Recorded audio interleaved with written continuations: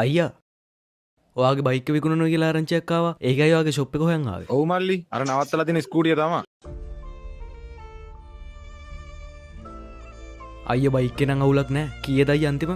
මල්ලි සල්ලි අදිස්සියකට විකුණන්නේ 3මාරක් දෙන්නකෝ. හරි අයියේ. මං සල්ලි අරන් එන්න. එතකම් බයික් එක කාටවත් දෙන්න එපා හොඳේ. හරි මල්ලි හරි.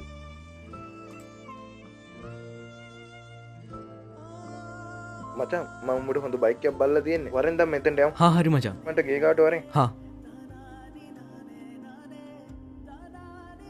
අයියේ මොකුත් හිතන්න එපා. දැන් තමයි අපේ යාළුවෙක් කතා කරේ.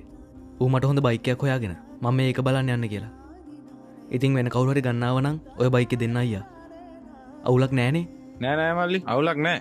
හරි අයියා. මචං මං හැමතරම හොයලා බැලුවා. මෙතන තමයි අඩුවටම බයික් එකක් සෙට් උනේ. 380ට වගේ ගන්න පුළුවන් වෙයි. අයියේ මම මෙයාට තමයි බයික් එකක් බලලා ගියේ. මේ මගේ හොඳම යාළුවෙක්. අයියේ 380ට වගේ අඩු කරලා දෙන්න. මචං මම ඔක්කොම චෙක් කරා. ඔය ගානට ගන්න බෑ කොහෙවත්. ලක්ෂ 4ක් කිව්වා. මං අඳුරන හින්දායි 380ට අඩු කරේ. මොකෝ කියන්නේ මචං? මල්ලි ඉස්සල්ලා උඹේ යාළුවත් මේ ඇවිල්ලා බයික් එක බලලා ගියේ. මං ඌටත් කියේ ලක්ෂ 3මාරක් කියලා. උඹේ කෝල් එක ආවට පස්සේ මේ බයික් එකත් එපා කියලා උඹ හොඳ බයික් එකක් බලලා ඇති කියලා උඹ විශ්වාස කරලානේ බං ආවේ.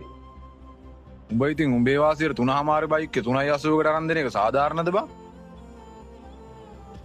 උඹේ හොඳම යාළුවා කීවනේ. හොඳම යාළුවා කවදාවත් ඔහම කරන්නේ නැහැ. මචං අද උදේ ඇවිල්ලා මම මේ බයික් එක බලලා ගියේ.